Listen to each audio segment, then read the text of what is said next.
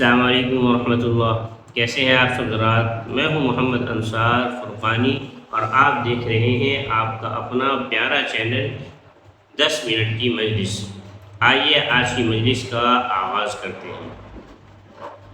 بسم اللہ الرحمن الرحیم۔ 10 منٹ کی مجلس قرآن و حدیث کی روشنی میں۔ نمبر 1، اسلامی تاریخ۔ حضرت عمر بن عبدالعزیز رحمۃ اللہ علیہ کی زندگی کے حالات۔ حضرت عمر بن عبدالعزیز رحمۃ اللہ علیہ خلافت سنبھالنے کے بعد سچائی میں حضرت ابو بکر رضی اللہ عنہ، عدل و انصاف میں حضرت عمر رضی اللہ عنہ، حیا اور پاک دامنی میں حضرت عثمان غنی رضی اللہ عنہ اور زہد و تقوی میں حضرت علی رضی اللہ عنہ کا نمونہ بن گئے تھے۔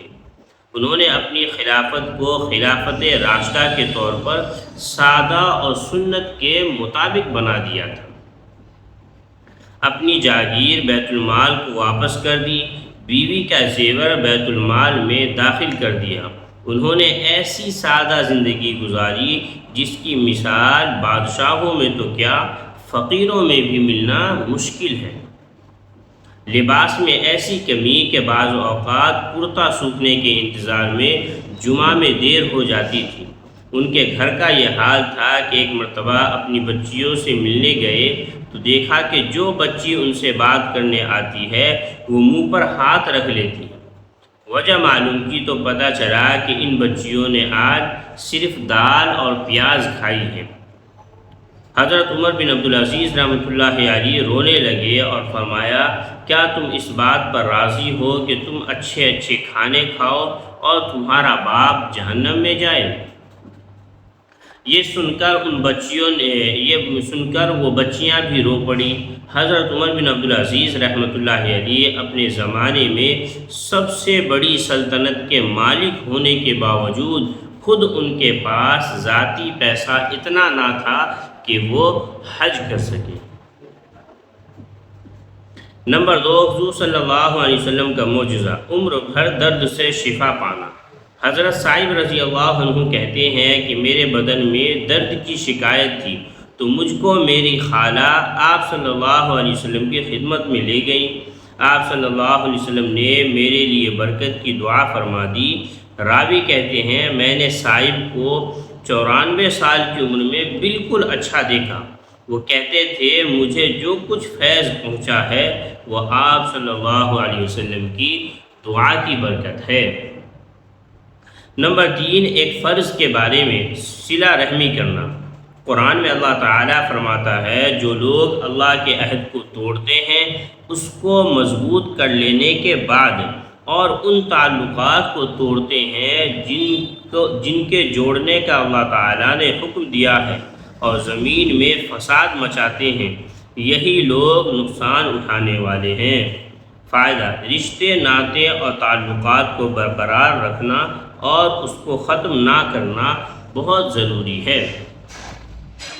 نمبر 4، ایک سنت کے بارے میں، سعی کرتے وقت یہ دعا پڑھیں۔ رسول اللہ صلی اللہ علیہ وسلم سعی کرتے وقت یہ دعا پڑھتے تھے، اللہم اغفر ورحم وانت الاعز الاکرم، یعنی اے اللہ میری مغفرت فرما اور مجھ پر رحم فرما، تو ہی عزت اور رحم و کرم کا مالک ہے۔ نمبر 5، ایک اہم عمل کی فضیلت، بیماری کی شکایت نہ کرنا۔ رسول اللہ صلی اللہ علیہ وسلم نے فرمایا، اللہ تعالیٰ فرماتا ہے کہ میں جب اپنے مومن بندے کو بیماری میں مبتلا کرتا ہوں اور وہ اپنی عیادت کرنے والوں سے میری شکایت نہیں کرتا تو میں اس کو اپنی قید یعنی بیماری سے نجات دے دیتا ہوں، اور پھر اس کے گوشت کو اس سے عمدہ گوشت اور اس کے خون کو عمدہ خون سے بدل دیتا ہوں کہ نئے سرے سے عمل کرے۔ نمبر 6، ایک گناہ کے بارے میں، غیر اللہ کو معبود بنانا۔ قرآن میں اللہ تعالیٰ فرماتا ہے ان لوگوں نے خدا تعالیٰ کو چھوڑ کر اور معبود بنا لیے ہیں، اس امید پر کہ ان کی مدد کر دی جائے گی، وہ ان کی کچھ مدد نہیں کر سکتے بلکہ وہ ان لوگوں کے حق میں فریق مخالف بن کر حاضر کیے جائیں گے۔ نمبر 7، دنیا کے بارے میں، آخرت کی کامیابی دنیا سے بہتر ہے۔ قرآن میں اللہ تعالیٰ فرماتا ہے تم لوگوں کو جو کچھ دیا گیا ہے وہ صرف دنیاوی زندگی میں استعمال کی چیزیں ہیں، اور جو کچھ اجر و ثواب اللہ کے پاس ہے وہ اس سے دنیا سے کہیں بہتر اور باقی رہنے والا ہے، اور وہ ان لوگوں کے لیے ہے جو ایمان لائے اور اپنے رب پر بھروسہ کرتے ہیں۔ نمبر 8، آخرت کے بارے میں، قبر کے بارے میں۔ رسول اللہ صلی اللہ علیہ وسلم نے فرمایا قبر یا تو جنت کے باغوں میں سے ایک باغ ہے یا جہنم کے گڑھوں میں سے ایک گڑھا۔ نمبر 9، طب نبوی سے علاج، ککڑی کے فوائد۔ رسول اللہ صلی اللہ علیہ وسلم کھجور کے ساتھ ککڑی کھاتے تھے۔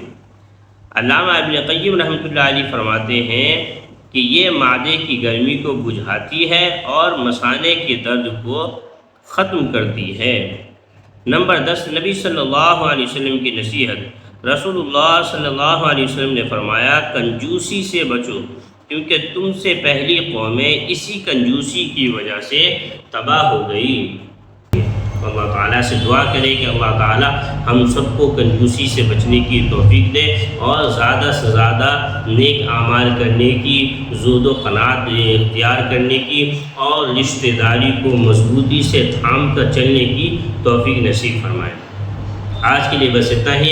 اگر آج کی ویڈیو آپ کو اچھی لگی ہو، آپ کو فائدہ مند لگی ہو تو اس ویڈیو کو لائک کریں، چینل کو سبسکرائب کریں، اور اس ویڈیو کو اپنے دوست احباب تک، دوسرے لوگوں تک، دوسرے گروپوں میں ضرور شیئر کریں۔ کیا پتہ کوئی ایک اس پر عمل کر لے اور انشاءاللہ اس کو بھی فائدہ ہو جائے اور ہمیں بھی اس کا صلہ ملے۔ آج کے لیے بس اتنا ہی۔ اپنا خیال رکھیں، اپنوں کا خیال رکھیں۔ اللہ حافظ، السلام علیکم۔